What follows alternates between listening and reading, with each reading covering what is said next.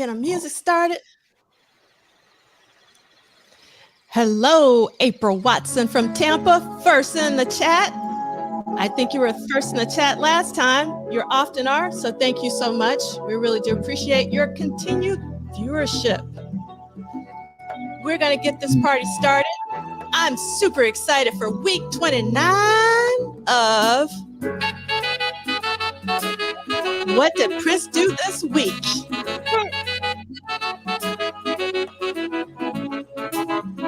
We got Edgar in the house. Edgar Crouch. What's up, Edgar? We got Real Line, the DJ. We got Man Ray 10. Good morning, good morning. ATL is in the house. Kim. All the ATLians are in the house. Good morning, Myron. And we also got from the A. We're going to start off with the housekeeping, but then we got a very special guest for you today. Super excited to have this special guest on today. But let's get through this housekeeping. The state of Prince. Oh, love that bass. I heard that bass line. Oop, we got all sorts of folks here. We got Christina from Minneapolis. We got Tanja. Good morning, Tanja. We got in the house. We got AJJ132. I'm going to try not to let this song distract me, but it is. Good morning from Denver, home of the NBA champs, Leo Montoya. Annie Ward, Bonsoir from France. Law is in the house. We got Taurus Curry. Memphis is in the house. We got Columbus, Ohio in the house. Chris Bernia. Yes. Ohio. I can't pronounce that, but welcome. All right. Amy. We're going to vibe out on this for just a little bit.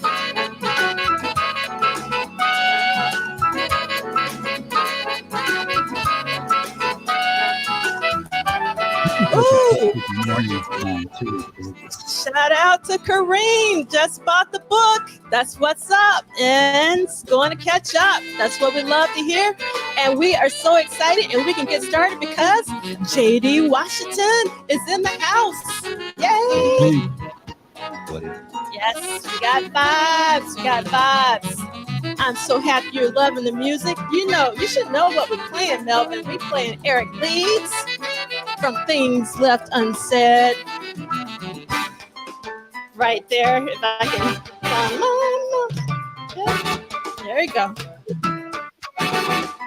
And you know, we're going to talk about it. All right. We haven't gotten far in the housekeeping. Because the music, I can't talk over this. Let's keep vibing for a second. I'm getting like Under the Cherry Moon 2. Tricky's Revenge. Tricky's Revenge. All right, okay. I can vibe to this song all day. All right, so the state of Prince Rogers Nelson is not affiliated, associated, or connected with the What Did Prince Do This Week? Oh my God, listen to that line we just missed. That was beautiful. Okay. Not affiliated, associated, or connected with the What Did Prince Do This Week Book Club series. We're going week to week, not date to date. Follow the detailed schedule at bit.ly/Prince Book Club. And we are rocking the expanded edition. That's what we're rocking. I don't know what's going on. Yeah, there we go. Oops, we got Nick Belden in the house. We got Sniper Gamer here. Hello. And I'm going to read this from Chris. Thanks so much, D'Angela and Michael, for hosting this book club. It's a wonderful opportunity for us fans to come together every week, and keep his legacy alive. Welcome, Stephanie. Karen, welcome. It's so great to have you here. You should know these will be archived on the YouTube channels at Polished Solid, as well as at Michael Dean, actually at M. Dean. I like how this ends. Please subscribe, like, and help spread the word. Our hashtag is WDPDTW for What Did Prince Do This Week? And last but definitely not least, C. Lee, Jackson State University is in the house. Yes. Get him, Eric. Love. So what we just played was Isla Mujeres, which I think is Island Women, if I interpreted that correctly. Yes. But before we get into this song, we're going to bring on our special guest. So in case, our special guest wants to get in on the Eric Leeds conversation that we're about to have, it is none other than the one and only Arthur Turnbull of the Music Snobs. Give Arthur a very warm welcome. Hi. Hi. Come on, sir. Dean and Duff. So y'all are a powerful combination. So I had to get ready. Y'all got shirts. I got a shirt. I got a shirt. I got a mug. We got our shirts. Old heads, new heads. Let's rock. I'm ready to go. Love it. There you go. We are so excited. I came prepared.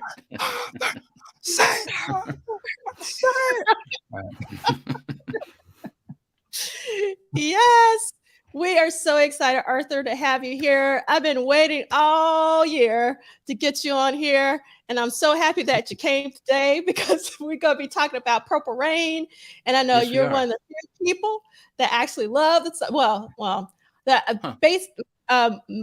You love Purple Rain. I don't love Purple Rain so much, so I wanted someone. The song, the album, or the movie? Okay, the album. Whoa, because whoa. You don't love the album?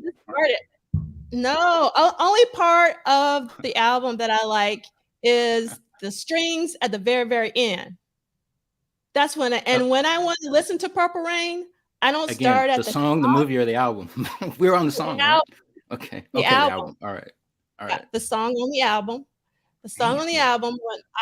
When I pull out Purple Rain, the only reason why I pull out Purple Rain usually is I want to hear the end of the Purple Rain where the strings come in. Mm-hmm.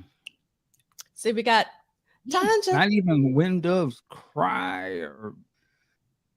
Oh no, yeah, I want to. Yes, so my favorite song off of Purple Rain is Computer Blue, and the reason why I like to say Something in the Water because whenever I listen to Something in the Water, I also listen to Computer Blue, or when I listen to Computer Blue, I also listen to Something in the Water.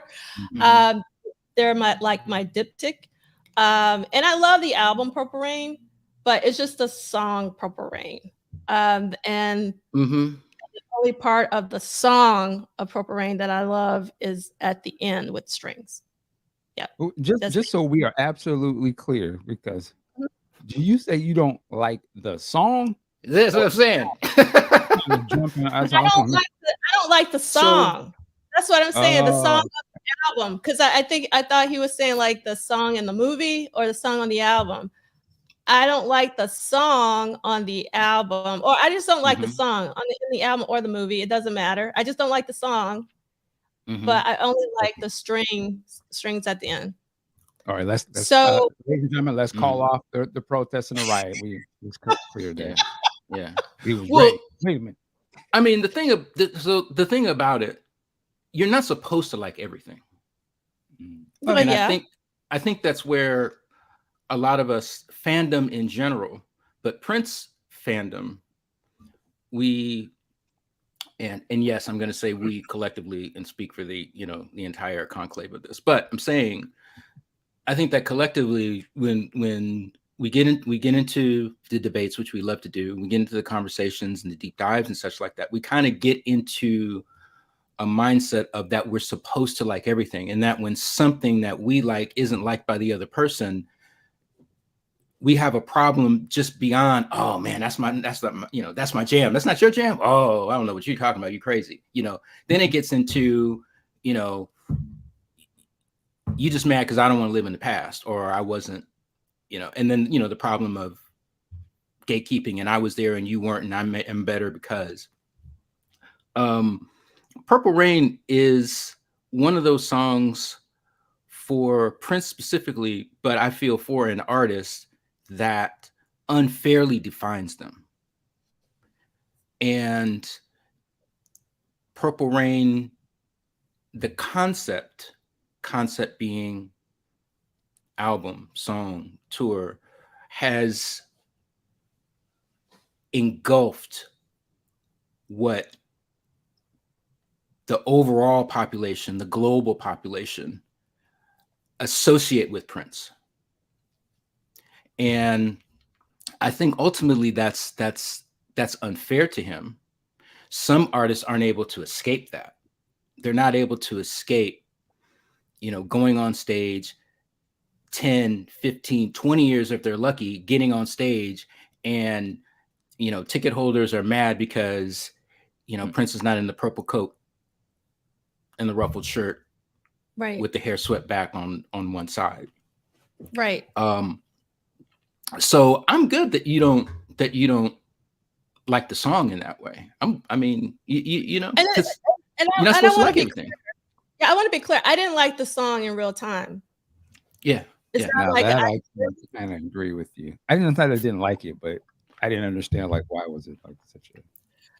Well, I've said this before in previous podcasts, but for those of you who are new to me and my princedom, so everybody shouldn't, well, not everybody, but basically I came in on Dirty Mind, which I know, Arthur, is a really big, album for you. And I love Dirty Mind, but my album is Controversy. Controversy is my favorite Prince album of all time.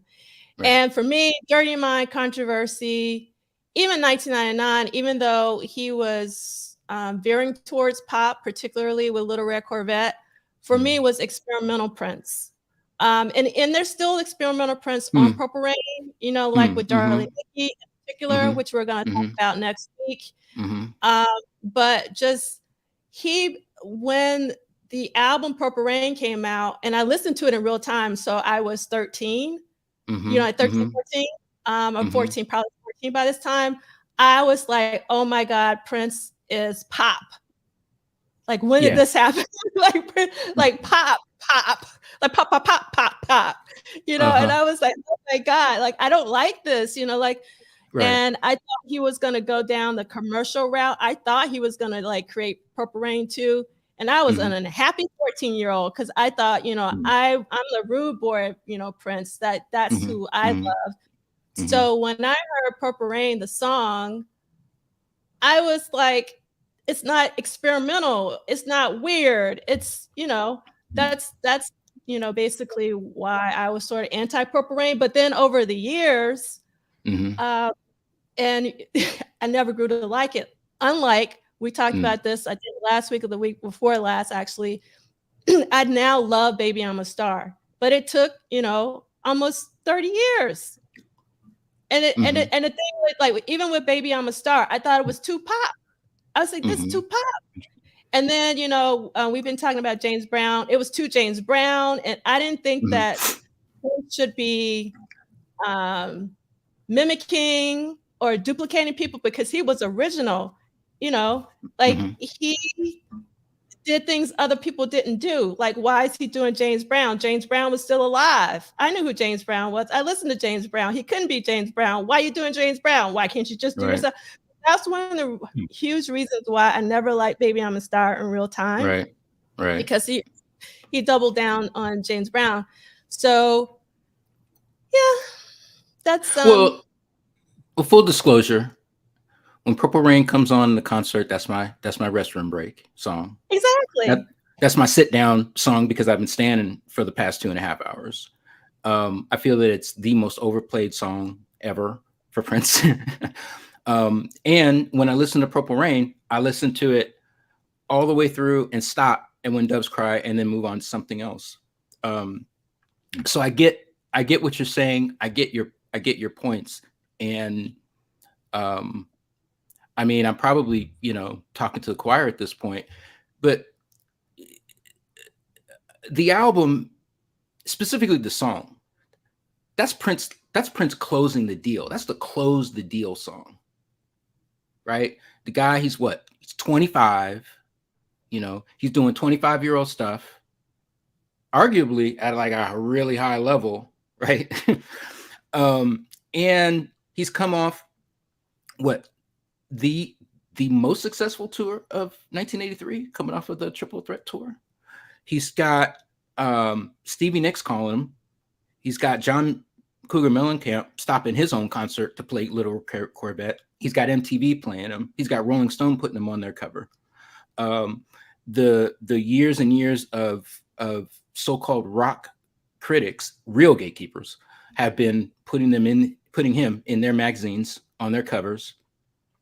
They ignore controversy, but I talked about that in New York with you. But he's to the point where, all right, I need to close the deal. What does close the deal mean? I need to be a star. There's kind of like nowhere else for him to go. Yeah. Can I ask you guys this though about Purple Rain and everything, especially what you just said, Arthur? If another song in that movie had been the closer song, or had gotten the acclaim from those gatekeepers you mentioned, right? Is it because of the acclaim that song got, or do you think the song is that great unto itself? Because to me, when I heard it in the movie, the movie stopped to me almost, and I was like, he seems to not be the same Prince I was just watching, and it turns into, and I was kind of bored during the performance. I was like, and then when he comes back, yes, I was sprung off of Baby I'm a Star, I Would Die for You. That was like, I left me excited, not Purple Rain. But then when you see the reaction that Purple Rain gets from the critics and sort of pop America, that becomes his most popular song. But I guess my question is, do we think it's because of that it's popular, because they accepted that? If it didn't get that acclaim, would we have been that excited over that song? Or would it have been like, why is he playing kind of a rock song? So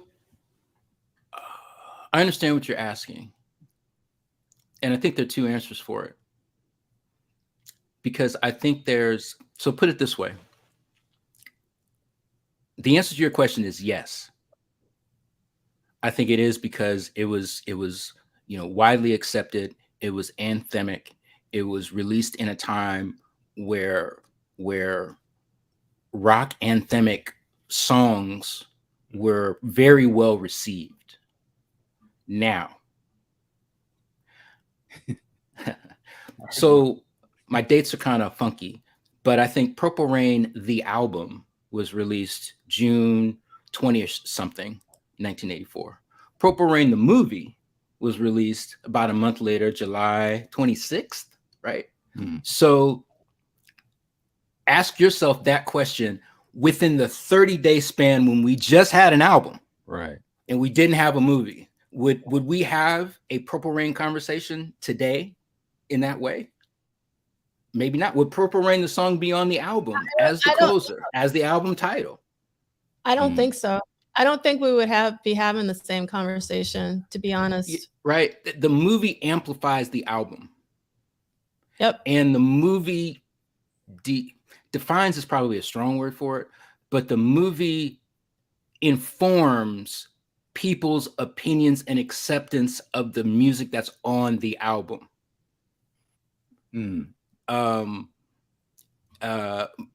Edgar, great friend of mine, I Need You, UMB, invited me to do a Prince Fred, my first one. And the one that in the song that I did, in the Prince Freds, they're basically, an album and song by song commentary by a variety of Twitter people, right? To give different perspective on the whole concept of the album. So when I got on, there were like 3 songs that were available.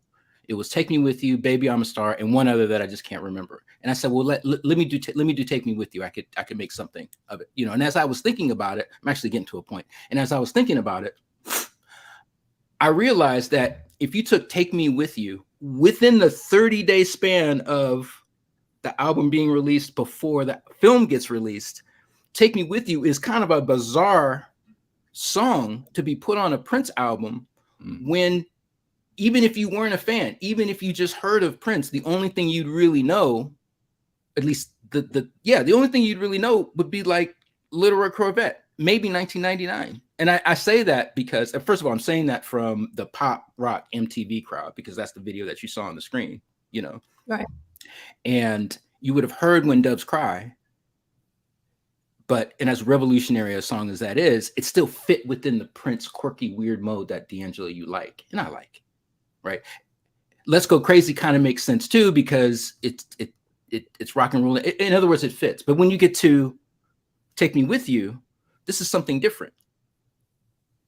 Violins, acoustic guitar in the mix. It's different. It's would you say it's pop? But then when you see the movie and you see the montage scene, Prince riding on the motorcycle with Apollonia, the song Take Me With You is playing on the soundtrack. It puts it into greater context. You know, it would have been interesting if Take You With You was performed in the movie.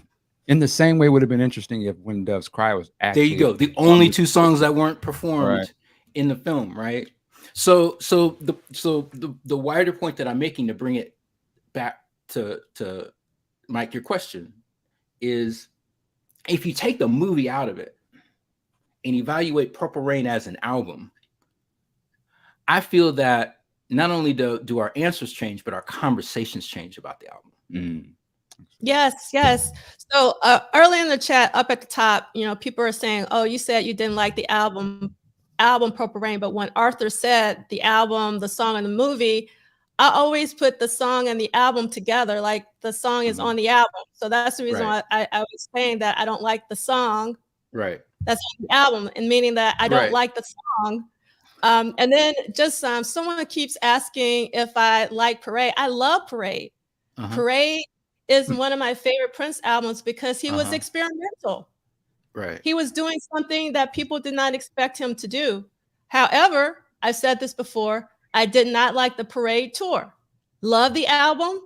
I loved Under the Cherry Moon. It's my favorite Prince film.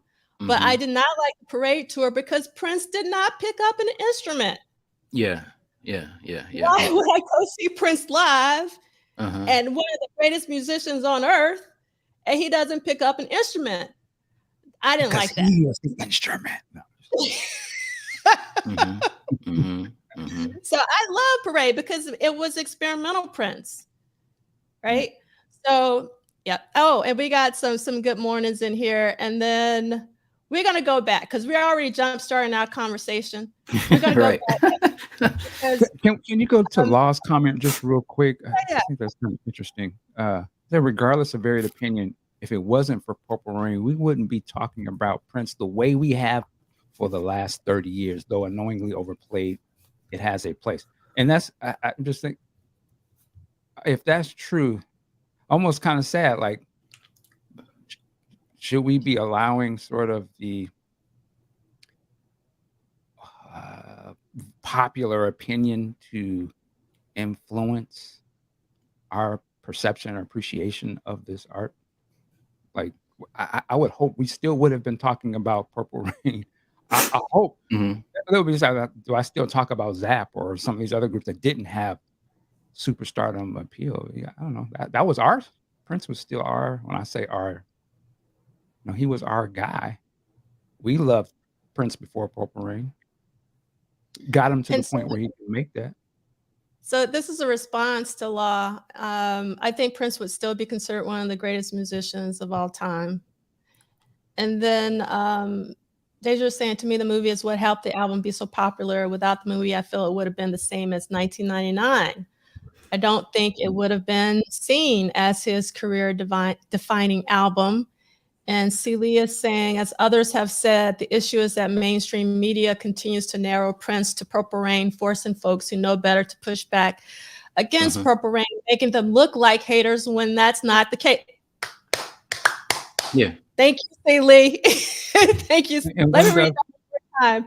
As others have said, the issue is that mainstream media continues to narrow Prince to Purple Rain, forcing folks who know better to push back against Purple Rain, making them look like haters when that's not the case. Now, thinking about me, I'm taking probably 6 years out of my life on a Saturday, to talk about every day. So how can I be a hater? I mean, like who would do that? So I don't know. Welcome. Yeah, no, it's just an interesting. It's an interesting thing when you kind of have to talk about the album that, it's like, I'm trying to do something other than I told my wife I'm not going to mention Michael Jackson when I get on D'Angelo's show.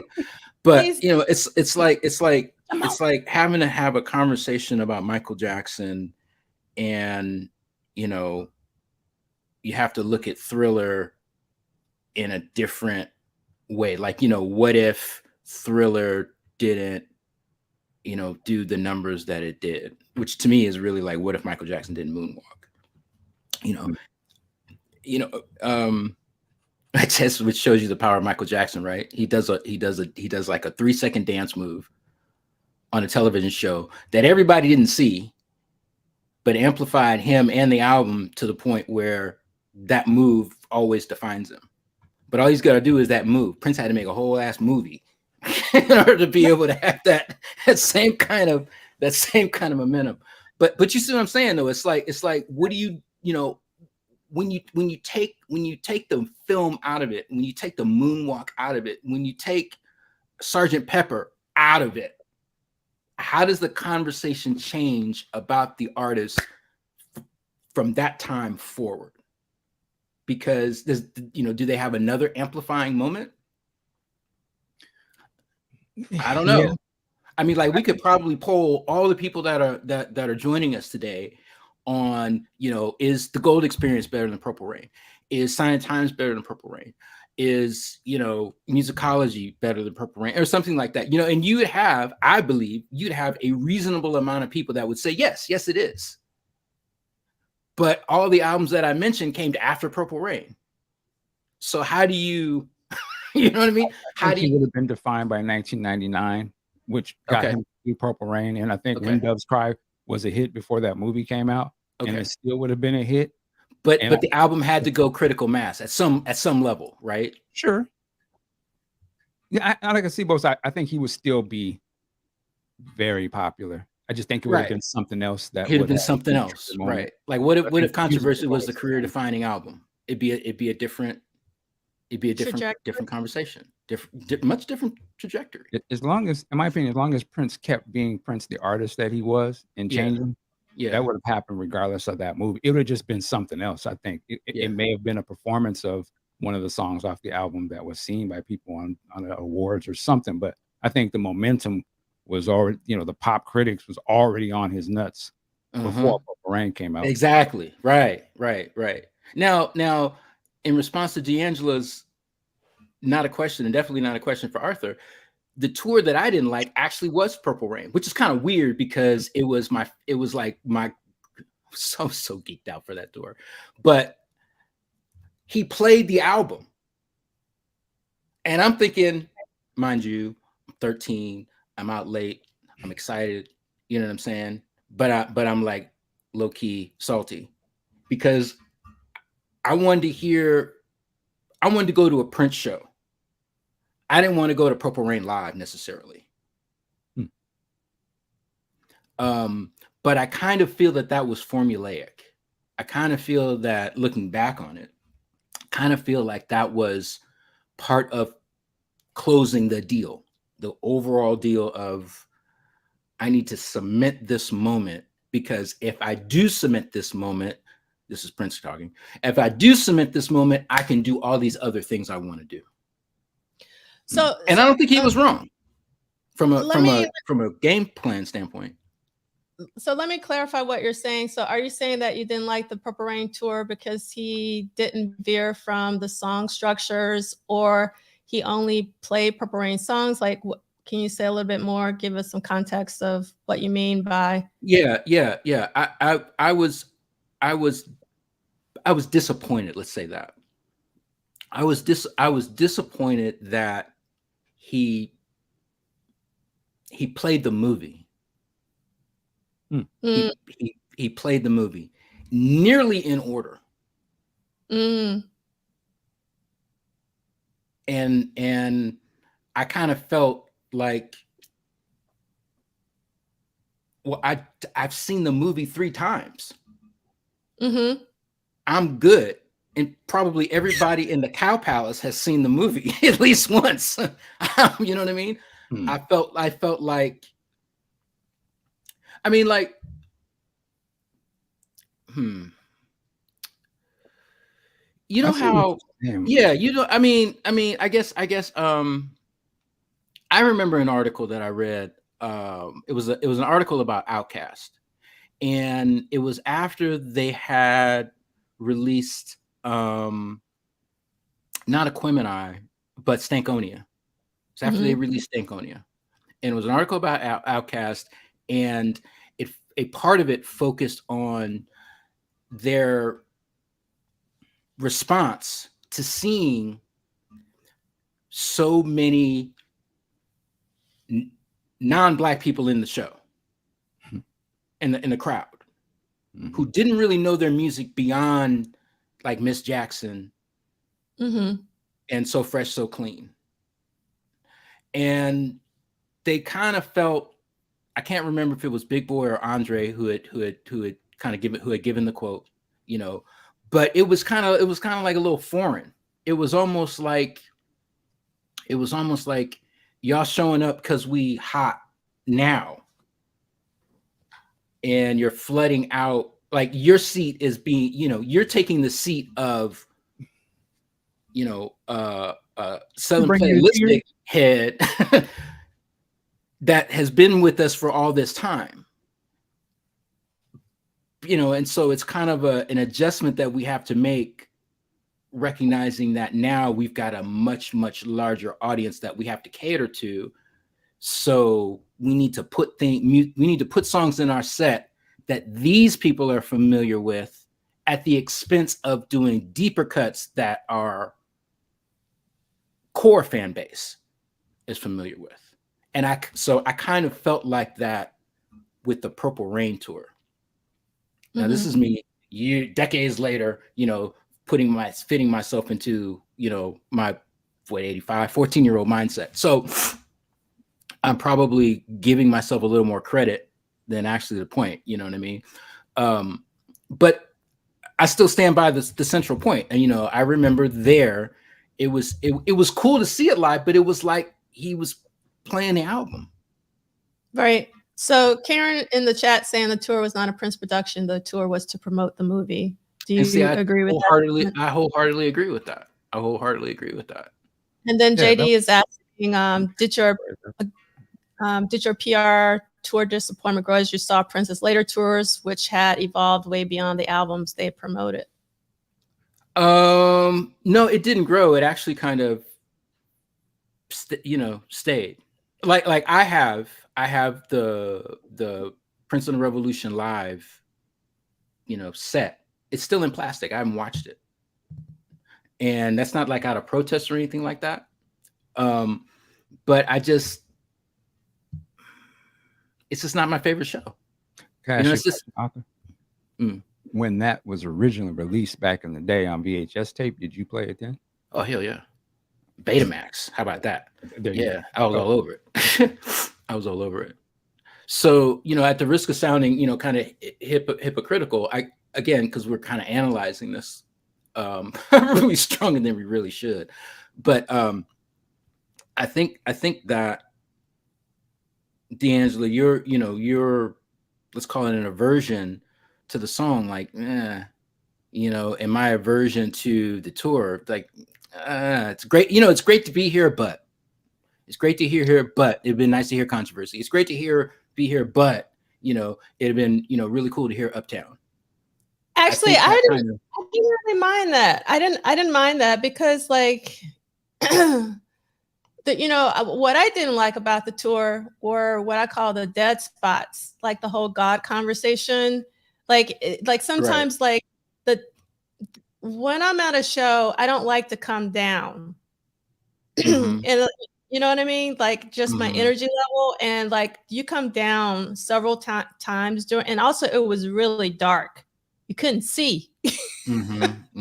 So obviously I saw the tour in real time. I had a blast, but it was my second time seeing it. And to be honest, I enjoyed Sheila E.'s opening more than I did Prince's show. Because Sheila E. was touring for the Glamorous Life. And I'll say this until my dying day, those laser drumsticks. When she came out, that was like mind-blowing. Had never seen anything like that. Yeah, her opening set was like fantastic. And the best moments, the best Prince moments for me at that show, him singing duet offstage, singing Erotic City duet offstage with her, and doing 17 days behind the curtain before the show actually started. Oh wow. That was fantastic. It just amplified the energy to such a degree. You guys were Prince fans before the Purple Rain tour? Yes. Yeah, because I actually have to say, because when you mentioned about not hearing those other songs, I personally had no idea those songs existed. So this was my first time seeing him. I went to the 1999 tour. I went to the 1999 tour in real time. I think because we were teenagers listening to music that we had absolutely no business listening. You knew of Prince before this. I was listening to Sister at like 12, 11. See, I had never heard of Prince before this, so I saw this tour as like, blew me away. I had no expectations. I knew of the movie, and to me, like, he did the movie, and I was like fascinated. Like, he's real, And then I realized there's more to this guy. Right. So Possess was dope, but he wrote Possess into Irresistible Bitch, but even then it was like a James Brown review arrangement. Yes, but that I do love. I mean, when I pull out Syracuse, and the only reason why I pull out Syracuse is to watch Irresistible be going into Possessed, and is really possessed. There's a lot of energy behind it, right? Yeah, it's a lot of energy, and I'm okay with the JP. So let me ask you a question. Because this is great Prince conversation. Because we're like happy and mad at the same time, right? And we absolutely are going to have it both ways on the Duff and Dean show. So what if I love the Duff and Dean show? What if Prince could have kept The Time together and Vanity 6 together? What kind of Purple Rain tour would that have been? On fire like Mariah? Would Young Art still be mad because they're playing the movie? Because they probably would have been playing the movie, or would have been a more quote unquote truer concert where there's some old and new mixed in. Because maybe in real time, the actual Purple Rain tour, Prince needed to compensate for the fact that The Time wasn't the opening act, that Apollonia 6 wasn't the opening act. Oh, I have to break this train of thought to say what Dr. Claude just wrote. Guarantee we would have had chocolate. That went down. I thought he meant the Morris Day album, Guarantee. I was about to say, whoa. Okay, see, if you're going to act out the movie, do it properly. Yeah. Well, I think it would have made Prince's set different, and it'd probably been a little shorter. I think with you adding the time and what they're coming off of 1999, and then now they have like the Bird and Jungle. I almost been like, I could almost see him try to incorporate those end songs into the end of the overall concert with himself or something. Like I just feel like they would have been so strong for him to follow that. It would have been very interesting. The pressure to like, okay, you just did the Bird.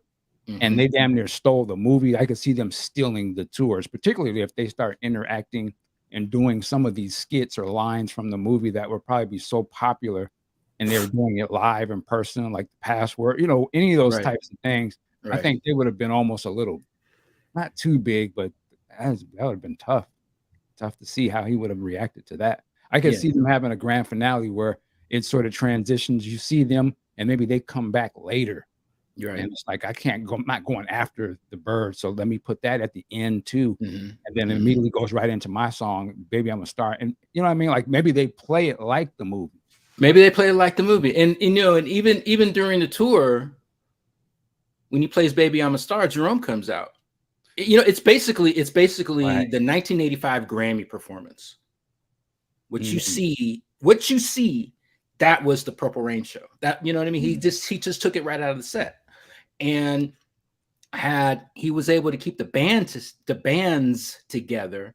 He might have had his own little mini Budweiser Superfest because he could have had Sheila on that joint, Vanity Six, Time, him, God knows who else he could have got, right? But I'm saying you would have had I believe you would have had a very different tour if Morris had been Jerome and he came out at the end, and you see the two characters, and they do the dance together, and then they fist fight. Yeah, that'd have been hot. that would have been a head buster for the show, because you're like, oh, Morris and Prince on the same. Yeah, they're doing, and then it goes on. Yeah, but Purple Rain. I'm just saying. I just feel that he needed to close the deal. And we're talking about a guy that wanted to prove that he could do it, and that he could do it better because you weren't doing it right. The competition part of Prince, that's a big deal. The real standout quote in Duane's book was the Fink quote, where it was like, Prince was saying, like, I don't understand why people like this music. And Fink says, well, it's really country rock. And then we get the makings of Purple Rain. Right. Now, you might kick me off the show, but my favorite part of Purple Rain is when he's open. Those chords are beautiful. Great to be here. I love when he's guitar playing. I do too. I'm kind of a Revolutions fan. It was a good unit. I miss Dez though. Dez would have that'd have been some different stuff. But all right. Well, that was a hell of an intro. I hear you, Rodney. It was. Now let's get the show started. Yes. So yeah, actually, that was actually just the pre-show, because we're not even.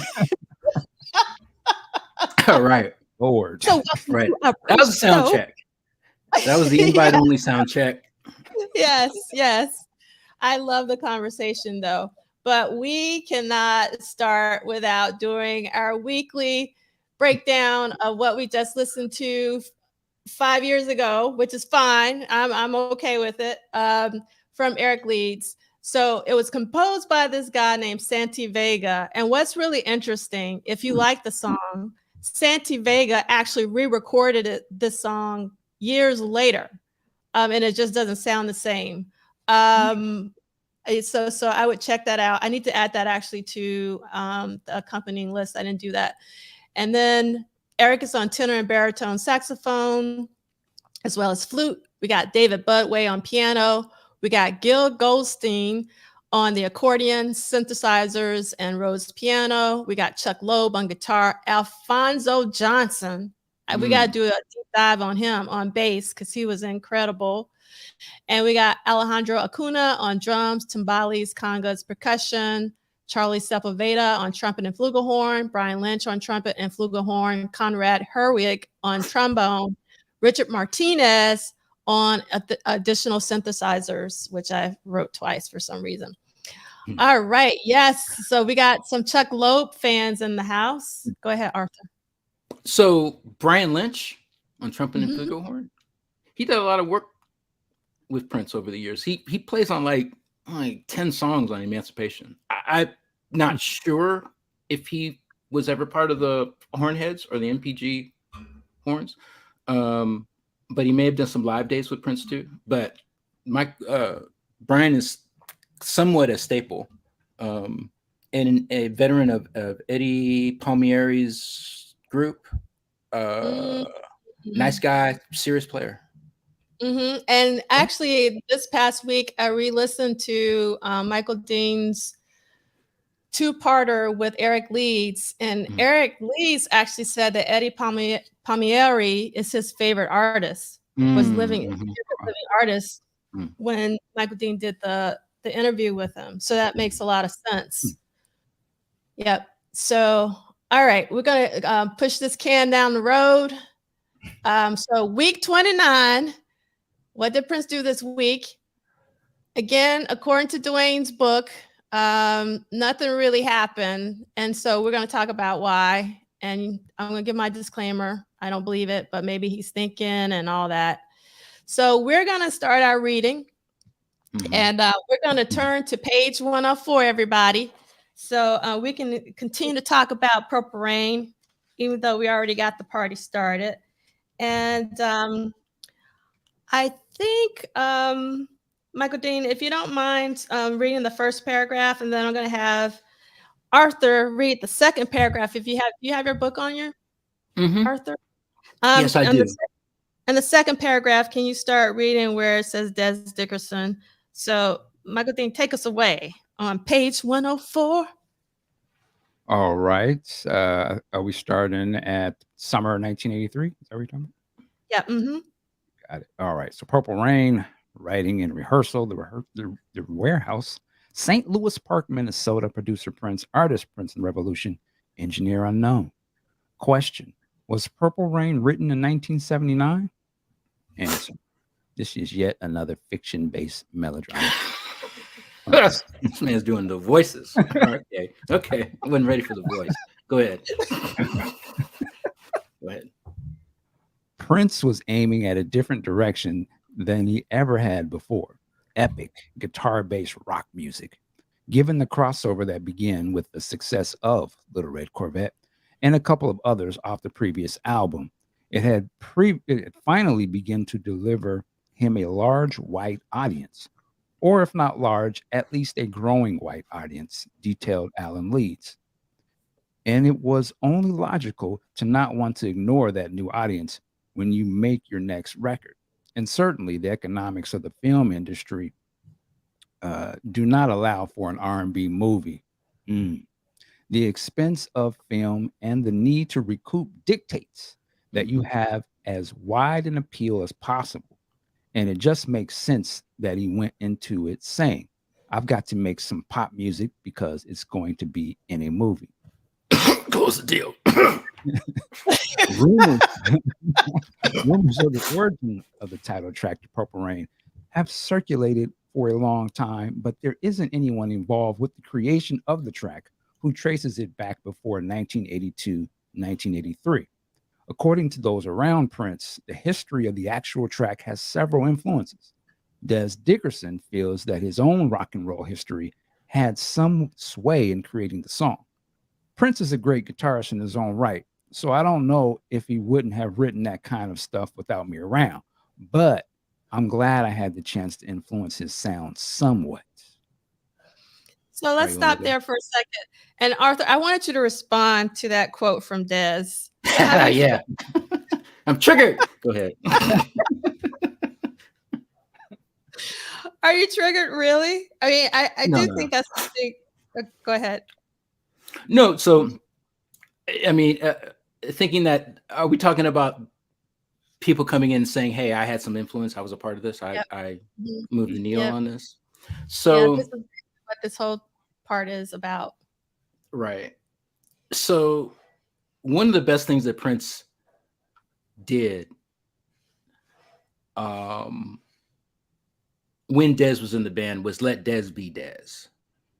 Dez was an authentic, 0 to 100 rock guitarist. That's what he liked. That's what he played. That's what he sang. That was his thing. So having Dez in his band gave Prince an authentic rock voice and edge that, coupled with the funk core of Prince and Andre in particular, made it work. All right. Now, when you're in a band, and we know because we're reading this, Prince jammed a lot. He's always been band oriented. He's always loved to play. And when you're in situations like that and you're in a groove, different members of the band are going to add their own flourish from time to time. And Prince, being the primary songwriter and also being proficient in everybody else's instrument, may or may not have consciously incorporated ideas that he heard in jam sessions in his material. Okay. So if that happens, and I'm the band member that played like that either all the time or at first or however, it's not unreasonable for me to raise my hand and say, yeah, I did that. And that's where he got it from.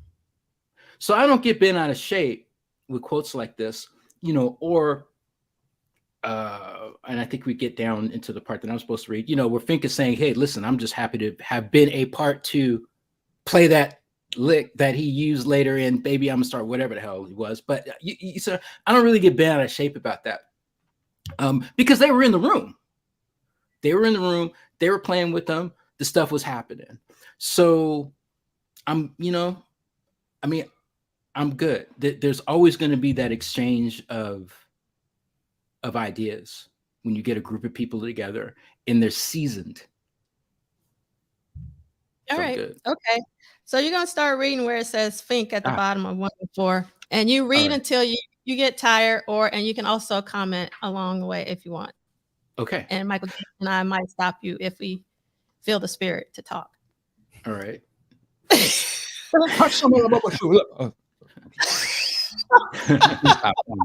All right.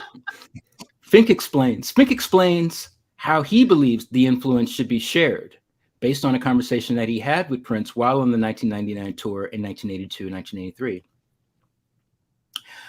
I can't really do the voices like Mike can. I'm going to try, though. We were out on a tour when Bob Seger was shadowing us wherever we went, and he said, I don't understand the appeal of that stuff. And I said that it was like country rock. It was white music. You just need to write white music. You should write a ballad like Bob Seger writes. You'll cross right over. And he did. He took my advice. I really think that he listened to me at times like that. That actually speaks to the point where these ideas, were exchanged. And even Celia had brought up Bob Seger in the comments. And Bob Seger, out of Detroit, had a lot of, you couldn't escape Bob Seger music for a time. Celia mentioned Night Moves, but there was also Against the Wind and Like a Rock that was used in the Chevy commercial. And these are all these power ballads. And I'm telling you, man, Bob Seger, you get a pickup truck and a dog and you are invincible if you got Bob Seger playing on your stereo. And so I don't think it was a mistake that Fink would have mentioned Bob Seger, because that was like the heart of this, power ballad that Bon Jovi later did, that other hair metal bands, would do. I mean, shit, even Guns N' Roses, cursing. Even Guns N' Roses did a power ballad, from time to time. Okay. In the movie Purple Rain, the music for the title track was written by Melvoin and Coleman, with Prince adding his own lyrics. The reality is a little different. Melvoin shed some light regarding the song's origin. In answer to everyone's question, Wendy's voice. In answer to everyone's question, did Wendy and Lisa write Purple Rain? The answer is no. But did we help? Yes, we did. Prince himself felt like an inspiration for the song came from outside the band, specifically from Faithfully, a top 20 single from Journey's 1983 album, Frontiers. So he reached out to this is actually super important. So he reached out to the writer of the song, Jonathan Cain, to discuss it with him. I want to play something for you and I want you to check it out. The chord changes are close to Faithfully and I don't want you to sue me. Prince supposedly told Cain during the phone call, I thought it was an amazing tune. No, I think this is supposed to be Jonathan Cain's voice. Never heard how he talks. I thought it was an amazing tune. And I told him, man, I'm just super flattered that you even called. It shows that you're that classy of a guy. Good luck with the song. I know it's going to be a hit. Let me just read this other little part, and then I do have some stuff to say. Prince felt, I guess, that it was obvious enough that he was worried that we were going to sue him. Remember Journey guitarist Neil Schon. We all talked about it. And everybody said, nah, it's the highest form of flattery. Let it go. Well, I just heard this song for the first time this morning. Faithfully. And Yeah. I see why Prince called him. Not saying he's like a super bite, but for the first time, I was like, wow. Right. Yeah, so the reason I said that this was super important is because of what Cain said that he told him. Like, I'm super flattered that you would even call me. I think earlier I was talking about, John Cougar Mellencamp, Stevie Nicks was on him, and, Phil Collins was low-key on him and manifested in the studio and all that. But, Prince was that guy. Prince was that artist that rock folks listened to and knew that he was coming for him.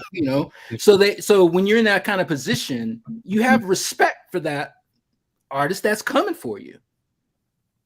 And I think that he took it as Jonathan Cain. I think that he took it as a compliment, that the inference was that Prince had heard Faithfully and may have been inspired by Faithfully. But the real big picture, I believe it has more to do with Journey, in that Journey was, I believe, co-founded by Neil Schon, the guitarist, and keyboardist and vocalist Greg Raleigh, both of whom were part of Santana in the early years. Later formed Journey. Prince, we know, was a Santana head. So it's plausible that Prince would be not only familiar, but from time to time, especially when Steve Perry got on lead vocals, but Raleigh was no slouch, got big in the later 70s, going into the early 80s.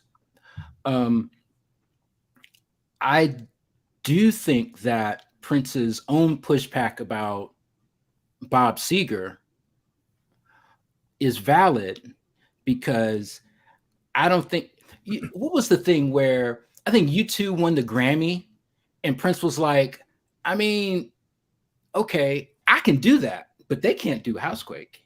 And I think it was kind of like that, his attitude toward Bob Seger, that it wasn't really like he was saying on Bob Seger so much as I already know what that's about,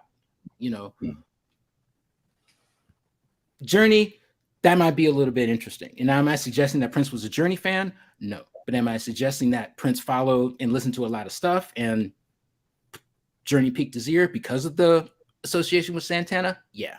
I'll go ahead and put some money on that. But as cocky as we've known Prince to be as, you know, as maybe even insensitive as we may know Prince to be or have heard stories about, you know, I think that Prince calling to give respect to Kane as a writer, but Journey as a group, to say, listen, I just need you to listen to this because I'm kind of going with this idea, but I know that there's strong similarities chord structurally wise, you know, to your song. Robin Thicke. Huh? But I don't get the Robin Thickness from Purple Rain and Faithfully. I've never heard Robin Thickness, but I'm no, I meant in terms of the gay, the Marvin Gaye estate. Oh, Maybe I Robin know. should have called them and said, you know what? Maybe. Yeah, but I'm with Kim. Like, so when I first read Duane's book, whenever it came out, and I read this, I immediately put on Journey's Faithfully. I didn't hear it. To prepare for this week, you know, I put it on again, and I go, I don't hear it. So I'm gonna try to listen to it again. But yeah, I mean, listen to it again. But see, remember how I said, you know, I think Prince saw it as a challenge to write a power ballad, to write an anthemic thing. I don't think he saw it as a challenge at all. I would think I mean, maybe this is me. I think Prince is music, and he was a sponge. And the radio that he grew up on in Minneapolis was predominantly white music. Sure. Yeah. You know, in quotes. Because I don't think, you know, it's just music, in my personal opinion. And so I mean, he would have grown, it wouldn't be foreign to him, because he would have grown up listening to all of that. Right. And he's a very one of the best musicians ever, and one of the best songwriters ever, which he doesn't really get credit for. So it would just be a matter of, I want to write a rock anthem, I can do it. I want to write a country song, I can do it. If I want to write a polka song, you know, I would think that he would say, I can do it. I don't think but that's a challenge. Yeah, but I mean, I can do it.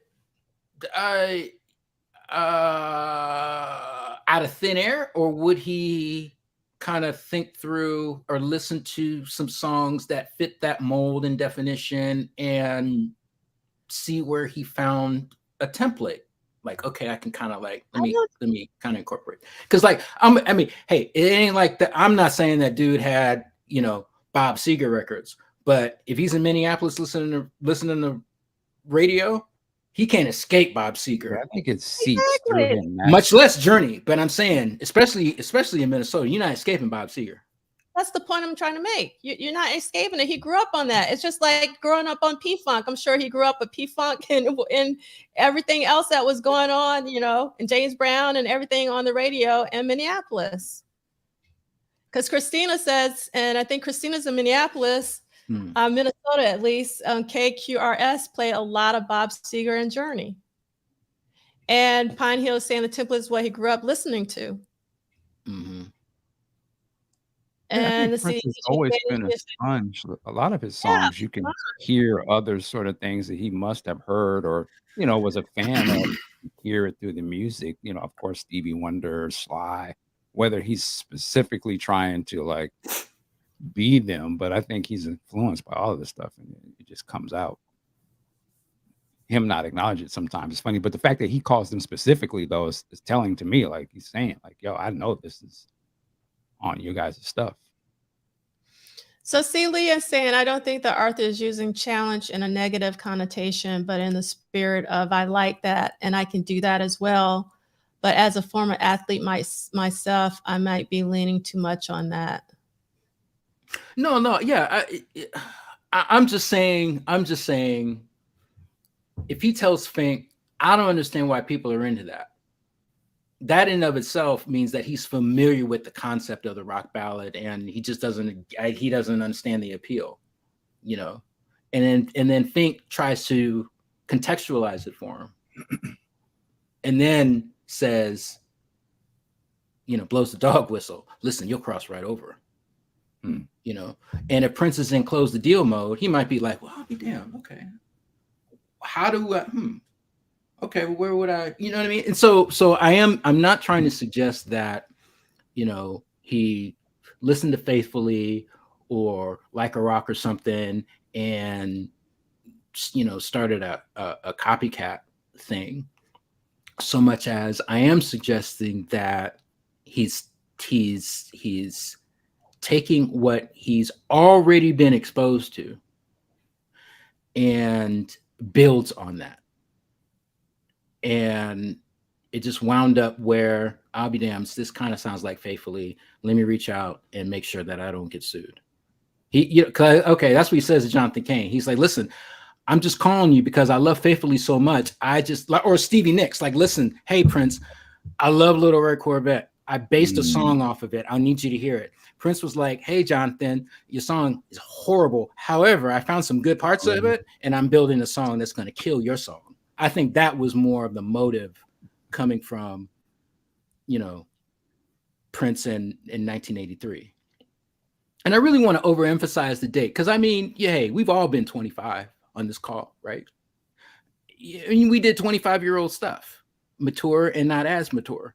So I'm saying, put ourselves in the frame of mind of a 25-year-old who's got a whole lot of money in his pocket on the cover of Rolling Stone, and everybody loves him.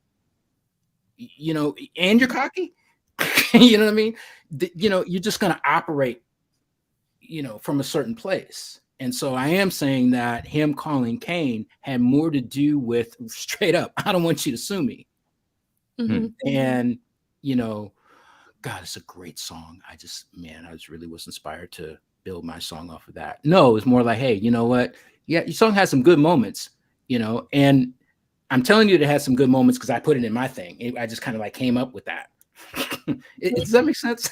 It was more like, it does. So what do you think of Kim's comment? I think Faithfully as a showcase for Steve.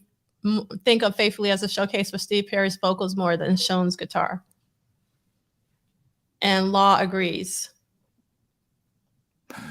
Yeah, the lead guitar on the song, I think it's more I agree with Kim. I mean, that song is a great vehicle for Steve Perry's song vocals than it is for Sean's guitar. Yeah, I don't know. You know, I'm going back to my Journey databanks. I kind of feel like Journey after Greg Raleigh left the band. And so if you've heard Journey's Don't Stop Believing, and if you've seen Glee, you've heard that song. That is the beginning of the Jonathan Cain era. Everything before that, you know, Wheel in the Sky, Lights, When the Lights Go Down in the City and the Sun Shines on the Bay. That song. Mike's smiling because he knows we've duetted before, so he kind of wants to get in on this. But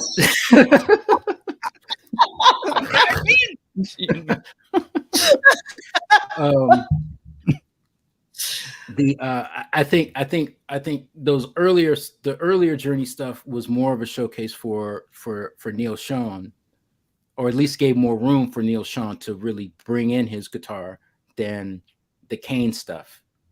The Cain era, if you will. That was more keyboard focused. But that's a whole nother.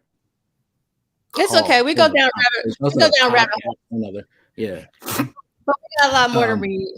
All right. Here we go. And a lot more slides to get through. So. All right, let me speed it up. Although the chord progression was reportedly first played during the sound check before the show in Cincinnati, Ohio on December 12, 1982, it wasn't worked on in great detail until the summer of 1983, when it was brought back out to the band at the warehouse. Prince came to us with the chords for the song during rehearsal, recalled Fink. He had the song, but the arrangement wasn't quite finished. Excuse me. He had the song, but the arrangement wasn't quite finalized yet, and I don't think the lyrics were finished. So when he brought it to us, he just said, "Play what you feel." Okay, I'm going to stop you there. So you're actually not reading from the expanded edition, are you? Oh, I'm reading from my digital edition on my iPhone. And that's okay, because the point I want to make is, if you have the original edition, when you read about, although the chord progression was poorly first played during a sound check, and you actually have that specific date, Duane removed that in the expanded edition, and it says, although the chord progression was reportedly first played during a sound check before a 1999 tour date, it wasn't worked on in great detail until the summer of 1983. So there's some little extra detail. Not extra detail. He removed the detail because that date is probably not is not certain. There's no certain. Oh, okay. That you just read, just FYI, which I think is interesting. Okay, I'm going to pick up and read a little bit. We were seriously camped out in a warehouse working on these songs, and this is Lisa. Lisa's talking. We were seriously camped out in a warehouse working out these songs, and we would really write them as a band. And we were so tight by that time. And Wendy fit in so well and added such a beautiful color in her guitar playing and her funk abilities, Coleman explained in 2009. She had the perfect combination of groove and nice, beautiful chords, which is really indicative of that record. Purple Rain. The song itself, the opening chords are Wendy with her beautiful big chords, like a chorus effect on it. And Arthur, you've already talked about how you love Wendy's opening chords to Purple Rain previously. So Lisa does as well. And Wendy says, I started playing this chord, described Melvoin, as she played the opening note. And then we tried to change the chord. And Prince's chord at the time were much more simple then. We kept all those suspended chords in there, and then I put the 9 in there. And this is Lisa talking now. Prince was excited to hear it voiced differently. Then we all started playing it a bit harder and taking it more seriously. We played it for 6 hours straight, and by the end of that day, we had it mostly written and arranged. In 2011, Prince released a statement opening up about how much the Revolution was in sync during that period, specifically his drummer and longtime friend, Bobby Z. Nobody plays drums on the song Purple Rain like Bobby, never flashy or loud. He plays like a slow burn love song. Bobby's way of playing made each live rendition of the song better than the last. Now, this is where we might go into a rabbit hole. Hopefully, we can. But one of the reasons why I wanted you to come on this week, Arthur, is that I know your love of Bobby Z's drumming. And I know that you're not big on Sheila's drumming, which is my favorite drummer. That is not accurate, but go ahead. Okay. And so I wanted to tell you in person, face to face, now I understand your love of Bobby Z after all these years. Because I get it. I don't love, I mean, I think Bobby Z is an incredible drummer when he plays live. And I don't like the electron, meaning like acoustic drums. And let me be more specific. I love it when Bobby Z plays acoustic drums as opposed to electronic drums. And I know that probably wasn't his, meaning like he probably didn't make that decision. Prince probably told him, I want an electronic drum kit, on these songs for Purple Rain. But that's one of the reasons why Bobby Z never comes up in my Prince drummer list. It's because I so identify him with Purple Rain and the electronic drums that I forget about all the amazing stuff, that he did on like the Controversy tour, in terms of, having like acoustic drums, because Bobby Z is actually a really good drummer. But also, I'm in love with Sheila because Sheila does, she puts in all those ghost notes. She plays like a percussionist. Like, it's very rhythmic. It's not like you just don't get the straight beat with Sheila. You get something else. And so her daddy played with Santana. Yeah. Yeah. I mean, she played with Santana. So her uncle not her brother. Yeah. So I got, and rightfully so. I mean, so I like Bobby Z as a Prince drummer. I like Sheila E. a lot as a drummer in his band. In that band, really opened up the playing, really opened up a series and a variety of arrangements to, older Prince songs. The thing about Bobby Z is Bobby Z always gave Prince what he needed when he needed it at that time. And he started out full acoustic kit, began integrating electronic Simmons pads during the Controversy tour, added more for 1999. And then by the time we get to Purple Rain and moving into the Parade tour, he's on a full digital Simmons kit.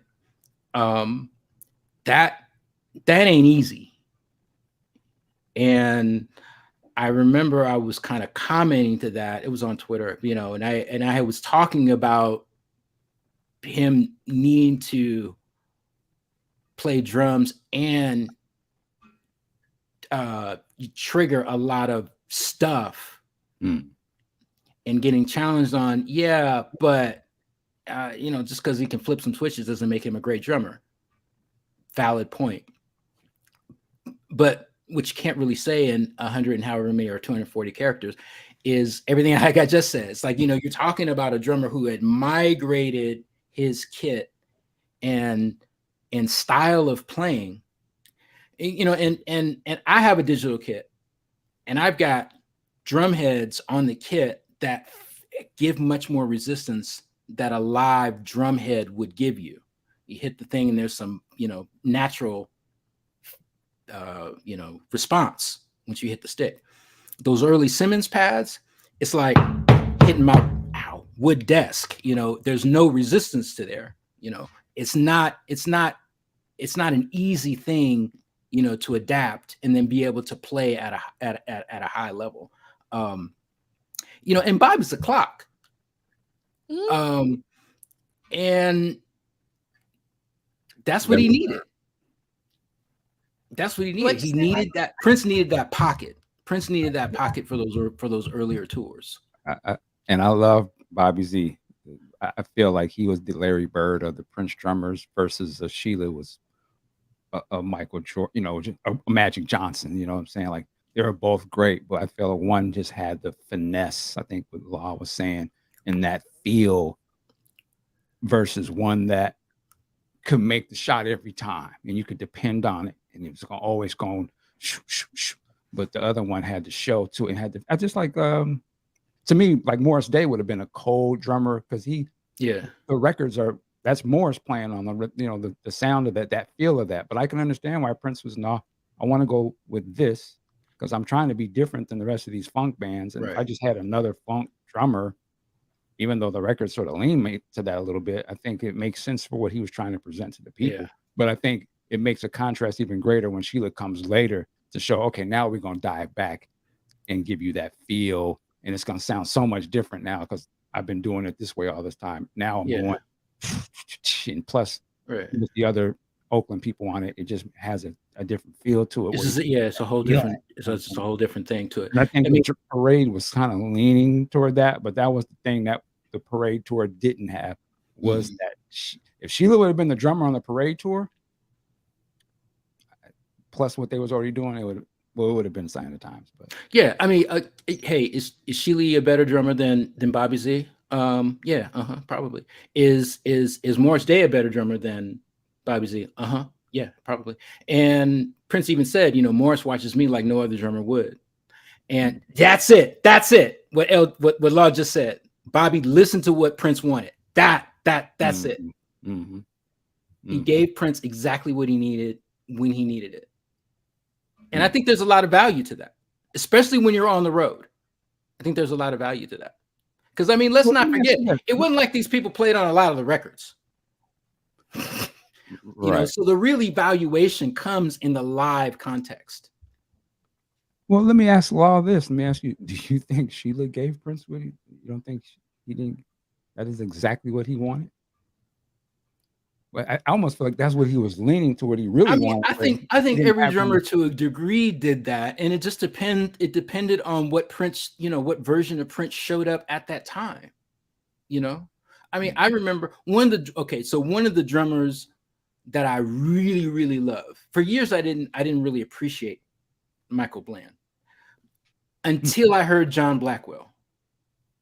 Because I felt that John Blackwell was like a fusion of Michael Bland and Sheila E.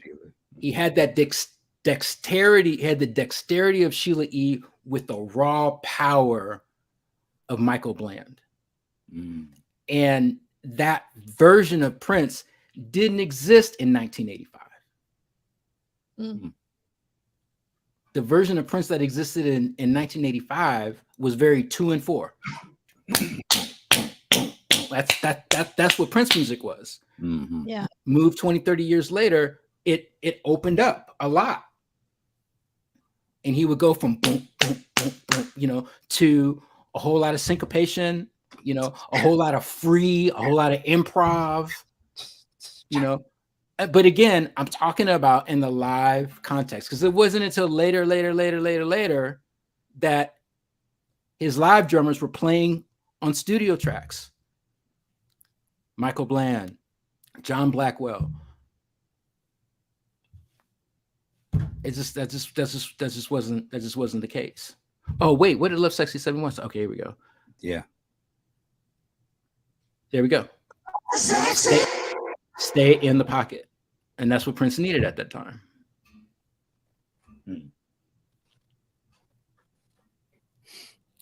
Love it. I love it.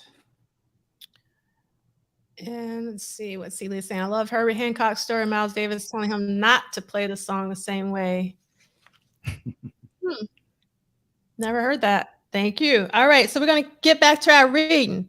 But it wasn't just Bobby Z who was hitting on all cylinders. Prince was continually open to suggestions from the band. And when Fink came up with the signature part of the song, and we're talking about Purple Rain, for those of you who may have joined us late, Prince quickly incorporated it into the emotional climax. And this is Dr. Fink. The line at the end where Prince sings a falsetto way up high that has no lyric, that was a keyboard line I was playing when we were learning the song, and he incorporated that into the end of the song. That was something he took from something I came up with. Not a big deal. I'm not mad about that because he gave us artist royalties for that record for the contributions we made, even though he didn't say that I contributed to that with a little writing or something, but he knew everybody was involved and had their own parts that they came up with. And I'm going to skip one of the paragraphs and go to something else that Dr. Fink said. You listen to the influences of that song. That song could have been done by a country artist. It's like very mainstream, Midwestern, United States, rock and roll. There's no funk in that thing at all. There's not R&B in that song. It's just straight ahead anthemic rock and roll. And actually, I've read this many times. And while I was reading it this time, where he says there's no funk in that thing at all. The reason why I love the strings at the end is I get the blues from that string, those strings at the end. And I'm very blues funk oriented. So that's the reason why the string parts really speak to me personally, as opposed to the rest of the song. And then Lisa says it was the perfect song for that band. It just kind of called everybody into almost like their perfect role. It summed up kind of what the band was at that time. Melvin nailed it when she explained that Purple Rain is one of those undeniable big lighter songs. So, Michael, do you want to start reading the second paragraph on page 107 about Stevie Nicks? Second paragraph 107 that starts with there is an alternate. There is an alternate history of the track that involves Stevie Nicks. Nicks and Prince had recorded together earlier in the year, and according to Nicks, Prince gave her a tape and asked her to write the lyrics. I still got it, the demo cassette, with the whole instrumental track and a little bit of Prince singing. Can't get over that feeling or something, she said. I told him, Prince, I've listened to this 100 times, but I wouldn't know where to start. It's a movie. It's epic. It is possible that Prince gave her the cassette containing the early version either during their recent July 16th, 1983 session or as early as February 8th, 1983, during their time recording Stand Back. An earlier draft of the lyrics uses phrases like, "I'm not a politician, but I'm a purple musician," before he explains that he wants to set you free.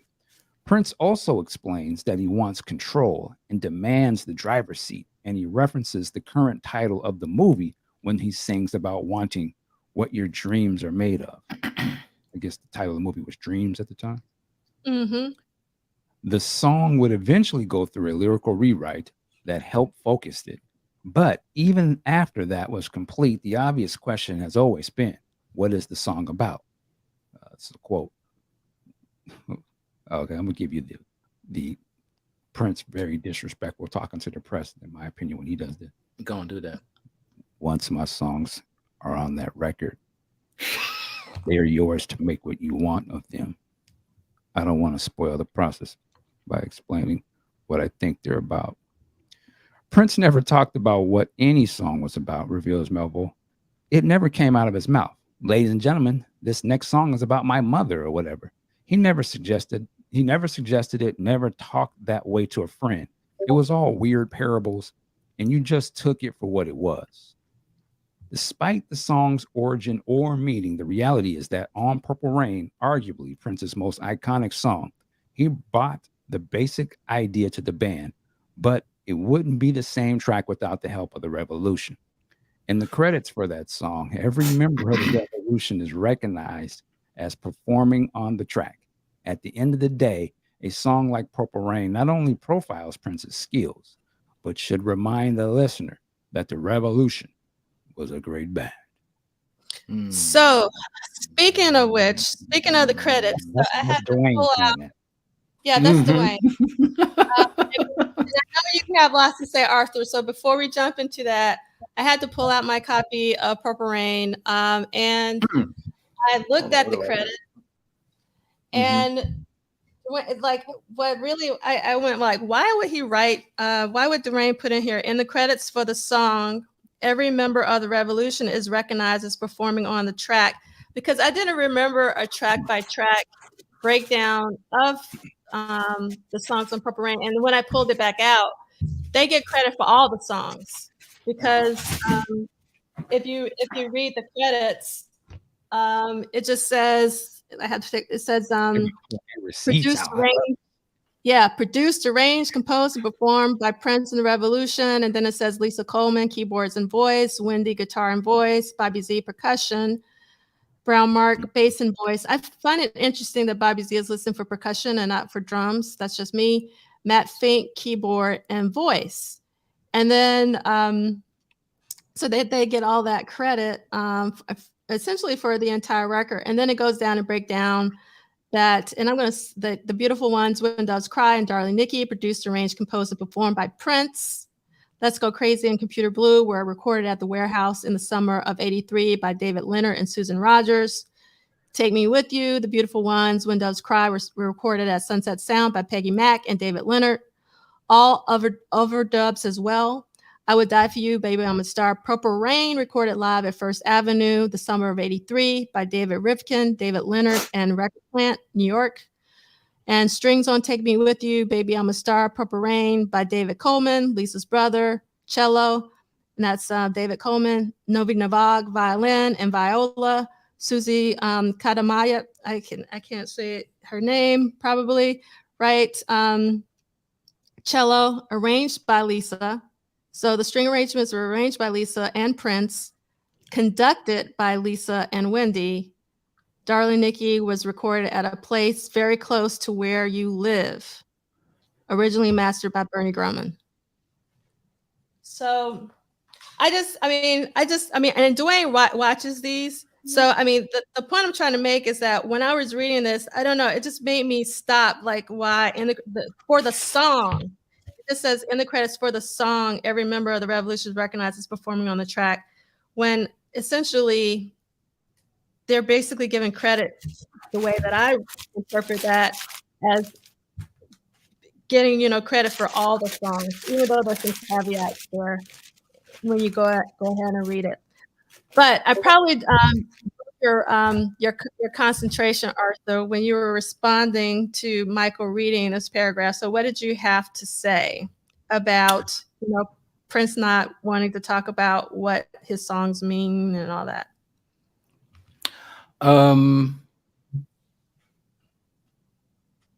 Or did you want to respond to, that Purple Rain is Arthur's iconic song? Yeah, no. Well, so I guess a couple things. First, let me say I've met with and spoken to Duane Tudahl, on several occasions. So there's no shade or anything weird about that. The a couple things that kind of stand out to me: the not wanting to say what the songs are about. I don't have like a problem with that, or even wish that he would say what the songs were about, because I think that just as novels, sometimes the objective is for the reader or the consumer to get out of the material what they want, need, or otherwise to get out of it. Is that, I think that Purple Rain, another thing too, I think that if you're so inclined, by not saying what Purple Rain is about, can make you want to, speaking personally, made me want to really listen to the song lyrics to try to glean what he was talking about. I mean, just as 1999 is masked as a party track, but it's really a song about nuclear holocaust, Purple Rain has had those similar kinds of connotations. Why is the rain purple? Well, it's nuclear holocaust. And, he opens the song with never wanted to bring you sorrow. Never wanted to bring you sorrow, never wanted to cause you any pain. He's speaking from a place of either reconciliation or wanting to heal another person whom he's either harmed or he's either spoken into an existing pain that's there, and he wants to pull that person out of it. I think that's kind of cool to try to work through what the meaning is of there.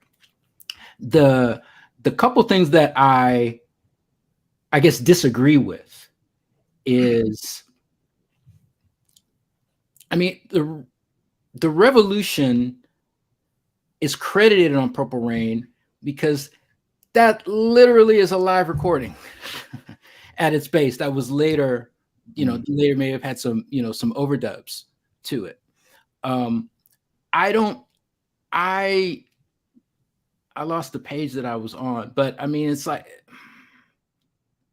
well, it's 107 in expanded edition, but I don't know if it translates to your edition. No, it pretty much did, and forget it. I'm not gonna worry about the text, but I kind of feel that had Prince recorded Purple Rain on his own, which he absolutely could have, I don't necessarily think the song would have been that much different. Now, we may have missed out on my favorite part, the opening chords, because I think they just sound big and beautiful. So I'm not trying to take away any credit from that, so much to say that I think the song inherently is different because you've got the band playing on there. But if Prince had recorded the entire song himself, I think it would have been just as good, just as powerful, in its own right. But that's just debating fact against fiction. Yeah, for me, it's just really about having a different color. Yeah. I mean, I guess the thing that kind of triggered me, and I'd love to talk to him about it, but the thing that kind of triggered me was that there's not necessarily funk, but like there's no R&B in the song, and that's the thing that I kind of disagree with. Church and that's actually Dr. Fink, though. That's not Duane. Oh, okay. Well, I'd like to talk to. Let's Unless, because Dr. Fink says you listen to the influences of that song would have been done by a country artist. It's very, it's like very mainstream in Western United States rock and roll. There's no funk in that thing at all. Oh, that is a quote. Forgive me, Duane. Yeah. I'm sorry. It's just my arguments with Fink. Yeah, I just feel so like I was in a conversation once with somebody, and we were talking about Bob Marley. We're talking about Bob Marley and the Wailers. And the friend that was really initiating the conversation was talking about how No Woman, No Cry was like the definitive Bob Marley song. And I challenged him by saying, well, more definitive than, say, Redemption Song? Well, Redemption Song's not reggae. Well, why not?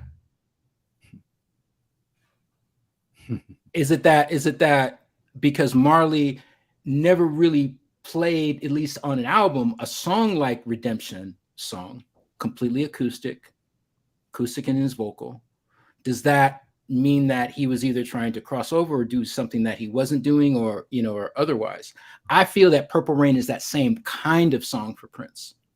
That because it appealed to rock radio in an anthemic way, because it was, as I put it initially at the top of the show, the deal closer, because of all of those things, does that mean that there's no element of what Prince brings to the table of himself in it? See, I strongly disagree. And even Fink, a man who was literally in the room in every stadium of that tour, right? I would challenge him by saying, watch the 1985 American Music Awards performance on YouTube. The Revolution plays Purple Rain. It's hands down my favorite televised performance that Prince has ever done, even more so than the 87 MTV Awards, which sort of kind of not really was actually a thing that actually happened. That's different. The power in that performance. Everybody's playing.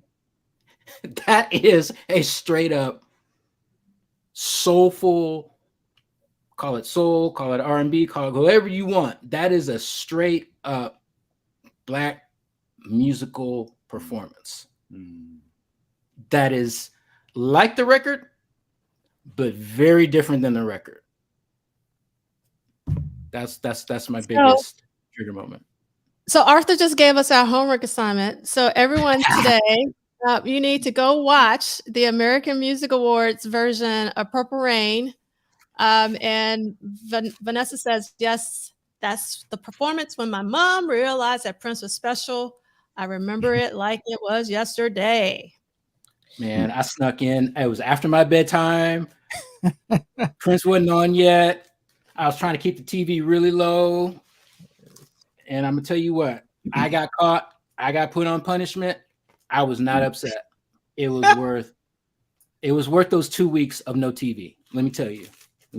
And I'm not playing with you people. You pulling stuff out. I didn't know I had a purple vinyl original 84 release on here. I'm not playing with you people. This is the Duff and Dean show. I already knew what I was walking into.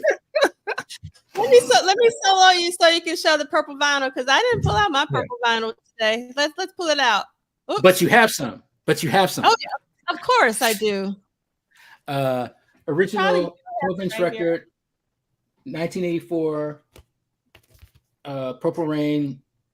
Not the Love Theme from God. This is the domestic release, but it is on original Warner Brothers purple vinyl. Has a nice kind of gloss to it, a little translucent. Yes, so I'll take that, and I will show you that I do have it by me. I didn't think I did. I have the original purple vinyl. So that's how we roll. That's it. I'm not playing with you people. This is a business. All right. Let's get to we're almost at the end of this chapter. Purple Rain would define Prince to many people. I'm curious if you guys agree with this. So Purple Rain would define people to many people, Prince to many people, and would become his stairway to heaven. Yeah. I agree with that. Okay. Yeah. It would grow into one of the most recognizable songs of the 1980s, if not in all of rock history, and would be performed by Prince on practically every tour at almost every regular show for the rest of his career. Decades later, the song does not seem dated. Prince explained this, and I'm going to stop there. Decades later, the song does not seem dated. Most of Prince's music, in my personal opinion, does not sound dated. There is a couple of songs. I don't know why. I love Graffiti Bridge as an album, and I love Thieves in the Temple. But when I listen to Thieves in the Temple, I do feel like it sounds a little dated, and I think it might be because of the drums, the drum programming. I could be wrong, but I love Thieves in the Temple. It's one of my favorite songs of all time. I never think about like what year was this song created when I listen to Prince songs, except for when I listen to Thieves in the Temple for some reason. That's just an aside. And it says, decades later, the song does not seem dated. Prince explained this to CNN in 2004. One of the reasons for that is that I never wanted to fit in with my music. Whatever the trend was, I usually went the opposite direction. That's a really important quote from Prince there. So, Michael Dean, do you mind reading the status on page 108? Gotcha. The only post? Is that the It says the 10-minute demo. Yeah. My bad. True. The 10-minute demo rehearsal of Purple Rain remains unreleased, as does a version from any 1999 tour soundcheck. The rendition of Purple Rain that was on the soundtrack album, 8 minutes and 41 seconds, was based on a live performance from August the 3rd, 1983. It included a great deal of overdubs added in the weeks following the concert. On September 26, 1984, the track was released as the third single from the soundtrack album in the United States. It was released on September 10th, 1984 in the UK, and it peaked at number 2 on the Billboard US 100 chart and number 4 on the Billboard Black Singles charts. Various official edits of Purple Rain were released, including 2 7-inch edits, 4 minutes 2 seconds, 4 minutes and 30 seconds, a 7-inch promo long radio edit, 5:37, a 12-inch long version, 7 minutes and 5 seconds, and a 7-inch promo edit, 4 minutes and 19 seconds. The only post-1983 Prince tour that didn't feature Purple Rain was the 1995 Ultimate Live Edition tour. But that was because that tour, I'm sorry. Go ahead. Live Experience. Oh, my bad. Live tour, Ultimate Live Experience tour. But that was because that tour featured none of his hits. In fact, Purple Rain was not played even once during his shows in 1984 and 85. Excuse me, 1994 and 95. Lord, Purple Haze has been listed as an inspiration for the title. And the phrase Purple Rain can also be found in songs from America, Ventura Highway, and Stevie Wonder. Purple Rain drops the B-side of Uptight. Prince's father supposedly composed a track called Purple Shades several years later. And Prince himself had composed it earlier. Woo, the edit. Come on, Mike. I know. Had composed a track called Purple Music. The influence for the track may have also come from Words of Wisdom, a track released in January of 1983 by Christopher Cross on his Another Page album. Purple Rain would be the closing track Prince played during his final concert in Atlanta, Georgia on April 14th, 2016, the week before his death. There you go. All right. So Edgar is saying in 1995, it was played as part of Purple Medley before the Ultimate Live Experience shows. So even if he did not perform it, we still got to hear part of the song, which I think is funny. Thanks so much, Edgar. And Law says, yep, I remember when he said, if you come to get your Purple Rain on, you're in the wrong place in 94, 95. Yep. And Disco Hit says, what song kept Purple Rain from going to number 1? Do we know? You know what? I meant to look it up, but I forgot. That being said, I got $20 that it was Wham. Do you think it's Wham? Can somebody look up what was that? This is why we do the book club. We're in this together. So can someone look to see what was the? Is it Wham? Are you confirming that, or are you just giving love to Wham? I'm just giving love to Wham. No, I'm talking about Love Sexy one. Oh, my Love bad. Sexy is saying I a think Wham it was Wham. song. 84. When was Relax released by Frankie Goes to Hollywood? Was that 84? Was that 85? Love Sexy 71 says, "Wake me up before you go." And JD, who has receipts, says Wham is correct. All right, so it comes full circle because we talked about the Wham documentary. And so in case people are like, why are we talking about Wham? There you go. Wake me up. Oh, yes. And we got third confirmations. Wake me up before you go. How do you guys feel about this last sentence? Purple Rain would be the closing track Prince played during his final full concert in Atlanta, Georgia on April 14, 2016, the week before his death.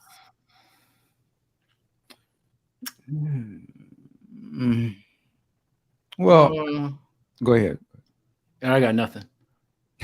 I mean, I would say reading that, and if that's true, that can be heavy, but I would also feel like, well, he normally would end shows with that. So I'm not that surprised. I don't think it's, me personally, I don't feel it's like telling or anything like that. Right.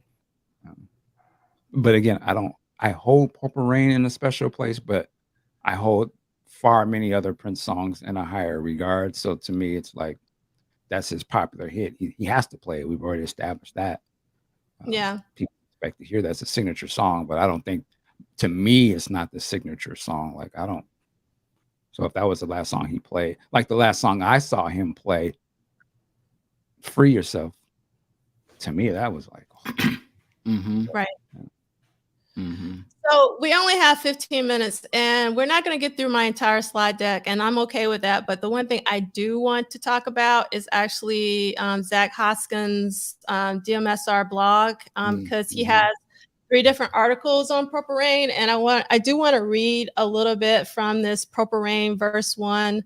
I'm going to actually share my screen so you can kind of see what I'm reading. So this is off of Zach's blog, and the co-line of this is: the origins of Purple Rain are murkier than the rest of the album that shares its title. No one seems to recall from where precisely the song emerged, even as everyone seems to have played a role in its conception. So I'm going to scroll down a little bit and go down to verse 1 and read this paragraph. According to the musicians who shared the stage with Prince that fateful night in August 1983 at First Avenue, the story begins with a humble acoustic demo. Prince thought it was just a country song, keyboardist Lisa Coleman told BBC Music. And this telling, a little conveniently, Purple Rain didn't become Purple Rain until the band, later known as The Revolution, got their hands on it, as drummer Bobby Z claims in the liner notes for the album's 2017 expanded edition. Each member added just enough of themselves to make it whole. But there are other versions of the story as well. In her own liner notes for 2018's Piano and a Microphone 1983, Associated artist Jill Jones intimates that Purple Rain was a collaboration between Prince and his father, John L. Nelson, which the former refined and expanded.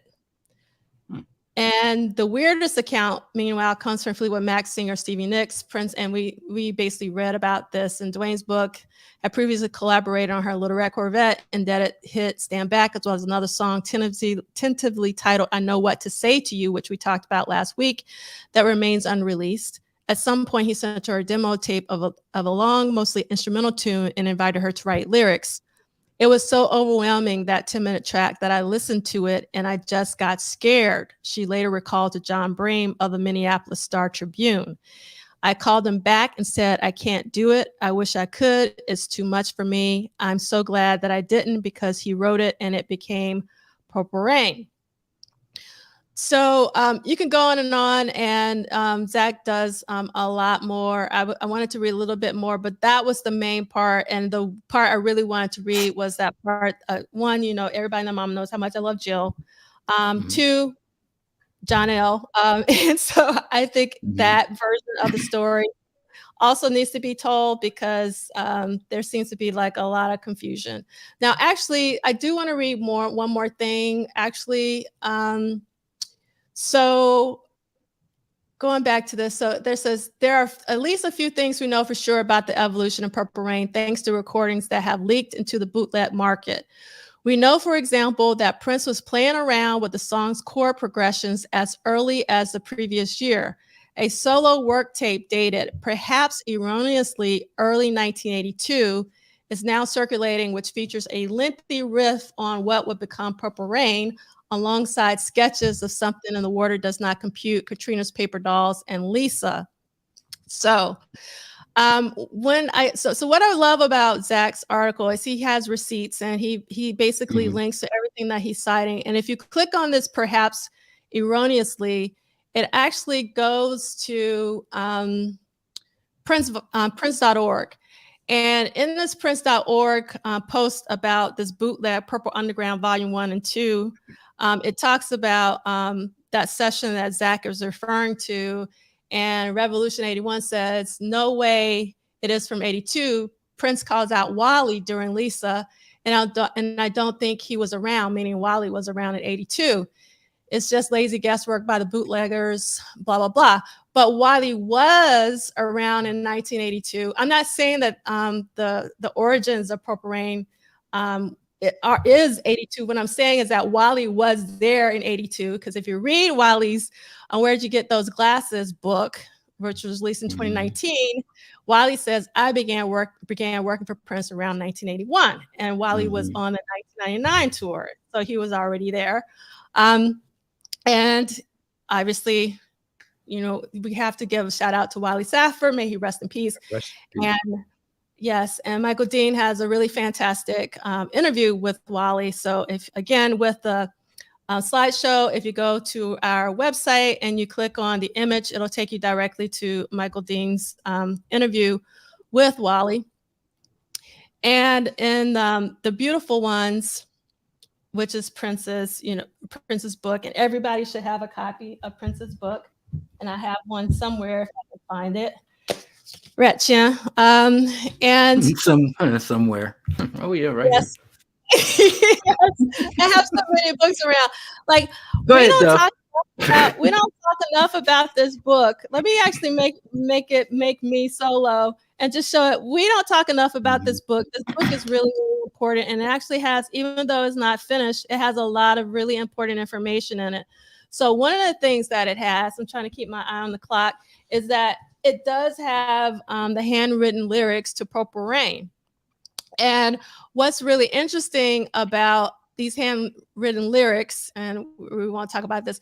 Also, I just wanted to chime out another fantastic interview that Michael Dean recently did with Laura LaPuma about designing the album cover. Purple Rain is like a must listen. So I just wanted to shout that out. And again, you can click on it in the slide deck. Lord. Yep. And so this is, we're looking at Laura LaPuma's work here. And so these are the lyrics of Purple Rain, and I wanted to compare them to the lyrics that are in this the scan of Prince's handwritten lyrics. So on page, if you have the book and you want to go look at these lyrics, it's on page 228, and the original lyrics were, "I never meant to fill your life with sorrow." As compared to, "I never meant to cause you any sorrow." And instead of sort of repeating, "I only wanted to one time see you laughing, I wanted to see you laughing in the Purple Rain," the originals were, "I wanted to one time to see you laugh, and I only wanted to see you bathing in the Purple Rain," which I thought was interesting. And then if you go back and look at the original lyrics, and if you do have your book, I could not, for the life of me, figure out. I looked for, I should have brought like a magnifying glass or something like that, but I could not tell what this was. If someone could figure out what this was, I see I only, but he obviously wrote over something. And I don't know like if he wrote over a word or what have you. So I couldn't make that out. But you can say, I only wanted to be your purple friend instead of some kind of friend, your purple friend, which I thought was, I guess he said, I got too much purple in the song. So he mixed purple and went to some kind of, and I'm so happy to see that Just Rule's going to purchase that book. Everybody should purchase the book. If you haven't purchased it, it's really important because when it was originally released, I'm going to go here, and I had the opportunity to talk with the publisher and Dan. They were like, if the reception was great, they were thinking about releasing like a deluxe version of this book. And I don't think that's going to ever happen because the reception wasn't at the level, because my criticism of the book, and I told them this like live, was that it's too small. Like just the actual dimensions of the book are too small. Like it should have been like bigger. So we could have seen the pictures bigger, read the lyrics bigger. Like I wanted the lyrics to be the size of the legal pad, or the notebook that he was writing on. Like I wanted it to be 100%, 100%. That's what I wanted. And that's what I said. So, it's never too late, if we can start a campaign to buy, the beautiful ones, and, maybe the publisher, Simon & Schuster. Yes, it would have been great as a coffee table book. Would have been really fantastic. And okay, we got 4 minutes. So I'm probably not going to get through all of these, but I did want to actually read a little quote from C. Lee's book, which you should also read. And it's the lyrics of Prince Rogers Nelson, a literary look at a creative musical poet, philosopher, and storyteller. And on page 229, this is what C. Lee writes. Many critics claim that Purple Rain is Prince's best album because it represents a culmination of everything Prince had been working toward from his beginnings on the streets. This statement can only be true if one is speaking of Purple Rain, the Purple Rain Project, which includes the movie, album, and tour. Then C. Lee goes on to say, considered on their own, the songs represent the first time that his lyrics are used exclusively to showcase Prince's talent as a storyteller. Each song comments on an artist's attempt to fight his internal and external demons and reconcile himself to his higher power as a person and as an artist. For Prince, this becomes the purpose of art, to help man become a better being and connect to his higher power. So if you go back and you actually read the lyrics to some of the additional lyrics, which we won't be able to get through today, you can see, and Duane quotes this, that I'm not a politician, a purple musician. I only want to set you free. And free comes up a lot. And freedom as a theme throughout all of Prince's music is throughout his entire catalog. And so I resonate very much with that quote that C. Lee had in terms of, for Prince, this becomes the purpose of art, to help man become a better being and connect to his higher power. And for me, my connection with Prince is about becoming free. That's what, when I saw The Dirty Mind, it wasn't about sex, it was about freedom. And I've said that a gazillion times. So we are at the end of our journey. I don't want to go past 2 hours for the sake of time, but we will continue our conversation next week. I'm going to just like click through to the very, very end and talk about what we're going to be talking about next week and what we're supposed to read for week 30 of What Didn't Prince Do This Week. And we're going to be reading, oh my God, it's going to be a lot of pages.